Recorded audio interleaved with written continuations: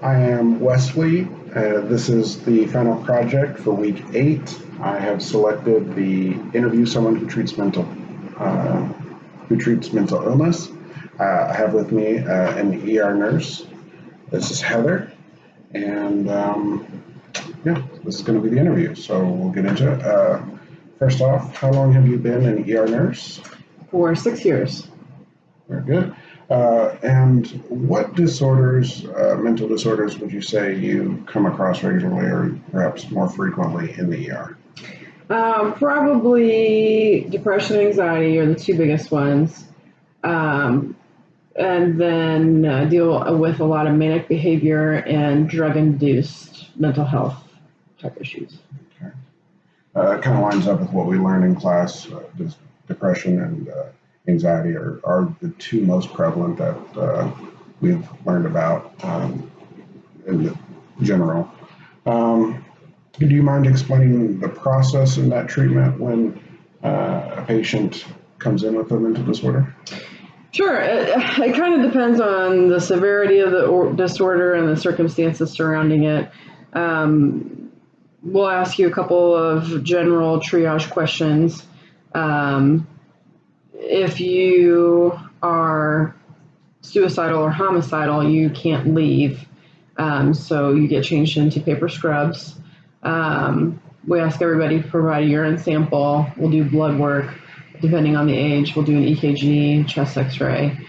We just kind of want to look at electrolytes, see if there's any urinary issues, any infections, anything like that. And then after all of that comes back okay, meaning like you're medically clear, there's nothing wrong medically, you'll talk to a counselor or a psychiatric nurse.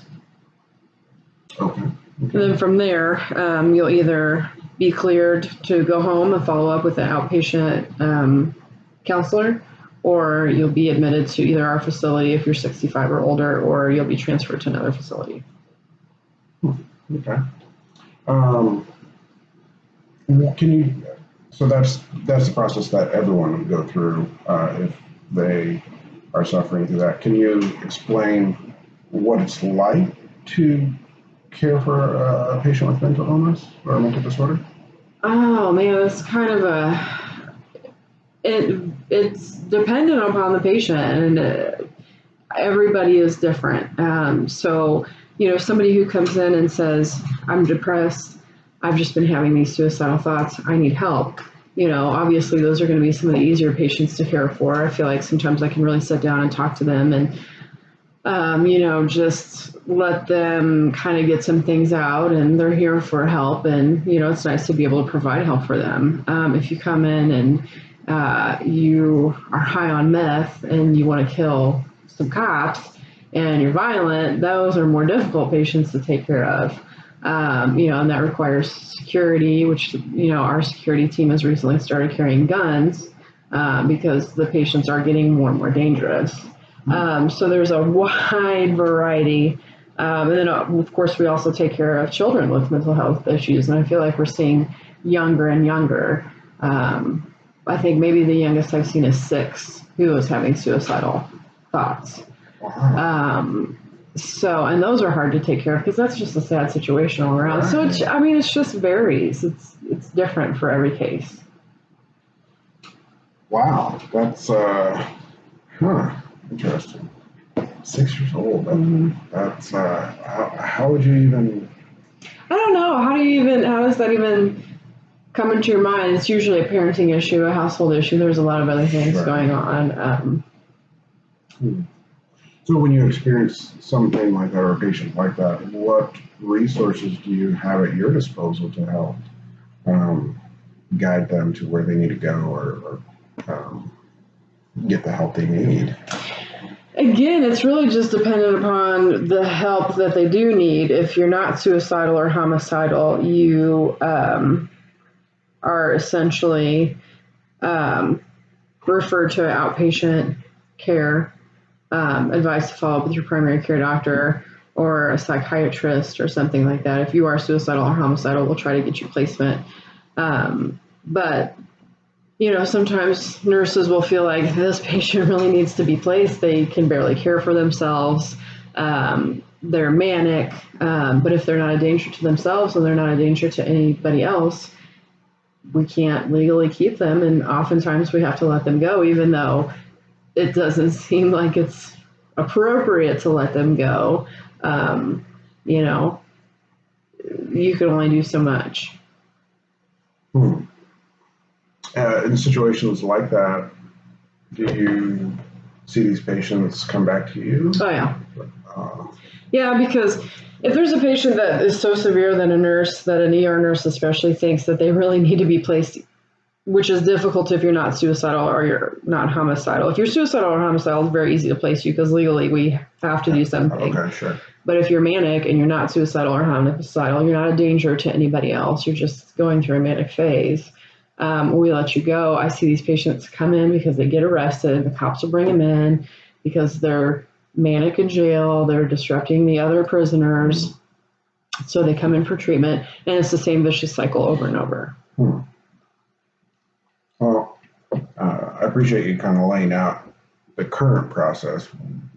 In your experience, what changes do you think could be made to the current procedures that would improve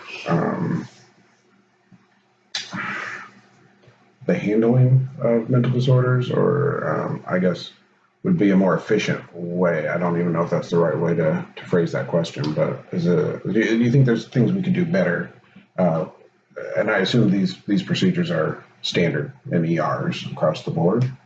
I would imagine so. This is the only ER that I've worked in, but Okay. Talking with other nurses is a pretty standard procedure. I think there are a lot of things that need to be done with mental health. The standard procedure of coming in, getting your blood work done, your labs done, things like that, that's fine. But then these patients will go into these rooms that are essentially like a padded room, or ours look like garage doors. And they stay there until they're placed somewhere, and that could be 12, 36 hours or more, like we were talking about earlier. And there's a TV in there, and that's it. And, they're left to just do nothing. And so, of course, they're going to get aggravated and antsy and frustrated, and their symptoms are going to be exacerbated by the fact that they have no stimuli, or a lot of stimuli, because ERs are very loud and there's a lot of noises. And the handling of these patients, I think we do the best we can with the resources we have, but I think there's so much more that needs to be done. And mental health just needs to be recognized for what it is. It's unfortunate because it is internal. You can't see it, just like you could see like a cut that needs to be treated. Obviously, you can see that, or an infection, you have a fever. So you have outward symptoms, and people will recognize that. But with mental health, you don't see anxiety. You don't see no physical. Yeah, there's no physical manifestations. So I think mental health just really gets swept aside, and we really do a disservice to these patients that we could really be treating and helping. So is it basically just a factor of cost and resources available? I think it is cost and resources. A lot of these patients do not have insurance. They're not profitable. I know that seems terrible to say, but that is the reality of the situation. So I think that cost is definitely a deterrent. It's kind of like you said before, if they're not a danger to themselves or other people, it's almost like the policy as well. It's their problem. There Right. you go. And you get them back out there only to see them in the next day, or maybe even the same day. Who knows? Right. So I feel like if we had more resources, or if we had a better area in the ER to manage these patients, or even just take these patients out of the ER and put them into a special psychiatric place once they are treated, to kind of help with their symptoms, to either medicate them or get them counseling right away, to help them get set up with the resources outside of their home. If we had a team of healthcare workers dedicated to these patients, to improving their life and to help getting them function and getting in the right direction. And mental health can't be solved in one day, like maybe a fever or a cut. Yeah. This is a really lifelong process. It's not a quick fix, which lends to more costs. But if we were able to kind of move them out of the ER, put them in a separate area almost kind of line them up with caseworker, which some of them already have. But that had more resources to just help them in all aspects of their life. I think we would see, obviously a great improvement. Well, I appreciate that. One last thing, in class we talked about how we used to have more state facilities where patients would be treated and could go to for treatment. Due to certain legislation, a lot of those have closed, and a policy of reintegration. They felt that, being part of the social community would be a better treatment system for that. But from what you're describing, it doesn't sound like the communities have the resources to really do that. It almost seems like a catch-22, I think it sounds nice in theory. We want everybody to feel included. But I don't see it working because, if you put I don't know, I hate to use any specific example, but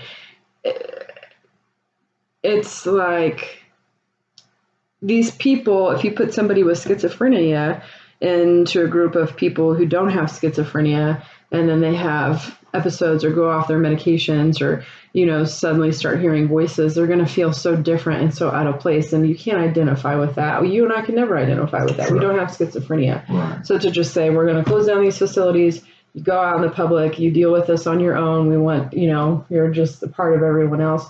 I think that's really unfair to that patient. I'm not saying that they should be segregated on their own, Sure. But I think that there should be more resources so that they know that they're not alone, and it's okay that they're hearing voices because this is part of their diagnosis. And, when you start hearing these voices, let us help you, maybe take you out of this community setting and let us get you some treatment until you feel better about going back into the community and functioning, because you're not maybe yourself, or you're not where you want to be at with your mental health issues. So, there needs to be a little bit of help or recognition, and that's okay to recognize that you're schizophrenic. And so sometimes you're going to have some of these issues, and sometimes you're going to need help, and, let's get you the help that you need to get so you can get back to your day-to-day life. Right. Yeah. It seems like that would be, in a perfect world, the best way. But, well, I do appreciate your time. Thank you so much. And, that is how mental illness is treated in the ER. So it's something I didn't know from class, and